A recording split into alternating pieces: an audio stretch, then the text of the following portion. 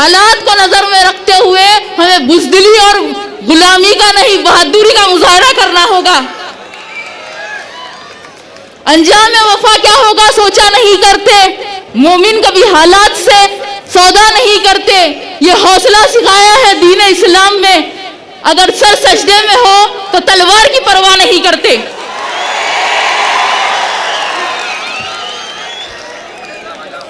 आप लोग तो वो शहर औरंगाबाद से हो जहां हमने हुकूमत की थी। ये लोग बहुत सियासत खेलते हैं, संभाजी महाराज, औरंगजेब, संभाजी महाराज।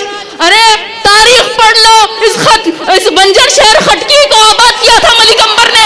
उस इतिहास को कैसे बदलोगे? उस इतिहास को कैसे बदलोगे? बड़े औरंगाबाद को संभाजी नगर बनाने वाले। महाराष्ट्र इंतखाबात में सरगर्मियों का माहौल तो है, मुख्तलिफ पार्टियां हिस्सा तो ले रही है, लेकिन यह नहीं मालूम कि कौन किसके साथ है। महाराष्ट्र में सियासत एक मजाक है। कोई इंतखाबात जीतने के लिए लड़ रहा है, कोई किसी के वोट काटने के लिए लड़ रहा है।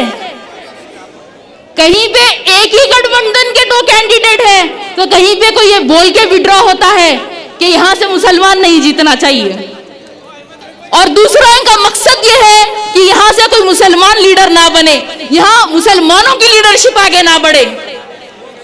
और मजलिस इत्तेहादुल मुस्लिमीन का मकसद कोई जाती इख्तियार नहीं है।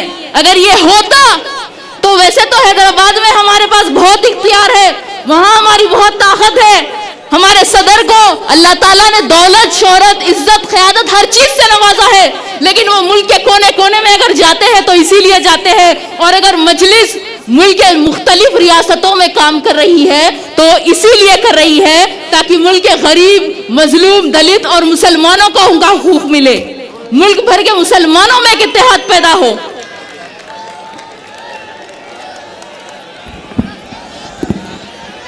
हम भारत के मुसलमानों को जगाने निकले हैं कि अब 75 साल से हम सियासत में वोट देने का तो काम कर रहे हैं, लेकिन अब हम खुद सियासतदान बनेंगे, हमारी खुद की सियासी क़यादत होगी। हम खुद एमएलए और एमपी बनकर असेंबली और पार्लियामेंट में जाकर हमारा हक हासिल करेंगे। महाराष्ट्र इलेक्शन 2019 में सिर्फ 10 मुसलमान जीतकर असेंबली गए, जबकि महाराष्ट्र में 1 करोड़ 30 लाख मुसलमानों की आबादी है। और फिर ये साल हुए लोकसभा इलेक्शन में किसी भी पार्टी ने पूरे महाराष्ट्र में से एक भी मुसलमान को टिकट नहीं दिया, सिर्फ एक इम्तियाज जलील साहब ठहरे थे और उनको भी सबने मिलकर हरा दिया। आज भारत में मुसलमानों की 14% आबादी है, लेकिन हमारे एमपी सिर्फ 4% है। और आज यही वजह है कि आज मुल्क में मुसलमानों के साथ हख्तलफी होती है, हम पर जुल्म होता है। आज मुल्क में मुसलमानों की जानों की कोई अहमियत नहीं है, हमारे नबी के शान में गुस्ताखी की जाती है। और आज अकेले नखीब मिल्लत असदुद्दीन ओवैसी साहब पार्लियामेंट में 20 करोड़ मुसलमानों की नुमाइंदगी करते हैं बेबाकी से। अगर उनके साथ हमारे और 25-30 एमपी हो जाए, 50 एमपी हो जाए, तो क्या किसी की मजाल है कि हमारे खिलाफ कोई कानून लाए, हमारे साथ हख्तलफी करे? आज चंद्रा बाबू के कोई 14 एमपी, नीतीश कुमार के 12 एमपी की वजह से एनडीए की सरकार है। अरे ख्वाब बड़े देखो, ख्वाब देखोगे तो ही ख्वाब पूरे होंगे। हालात को नजर में रखते हुए हमें बुज़दिली और गुलामी का नहीं, बहादुरी का मुजाहरा करना होगा। अंजाम वफा क्या होगा सोचा नहीं करते, मोमिन कभी हालात से सौदा नहीं करते। ये हौसला सिखाया है दीन इस्लाम में, अगर सर सजदे में हो तो तलवार की परवाह नहीं करते।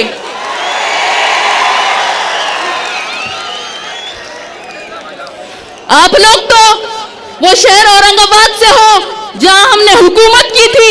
ये लोग बहुत सियासत खेलते हैं, संभाजी महाराज, औरंगजेब, संभाजी महाराज। अरे तारीख पढ़ लो, इस बंजर शहर खटकी को आबाद किया था मलिक अंबर ने। उस इतिहास को कैसे बदलोगे? उस इतिहास को कैसे बदलोगे? बड़े औरंगाबाद को संभाजी नगर बनाने वाले। औरंगाबाद की आवाम से मेरी बस यही गुजारिश है कि आप लोग मुत्तहिद होकर अपने वोटों का इस्तेमाल करिए, क्योंकि इत्तेहाद की पहचान है शहर औरंगाबाद।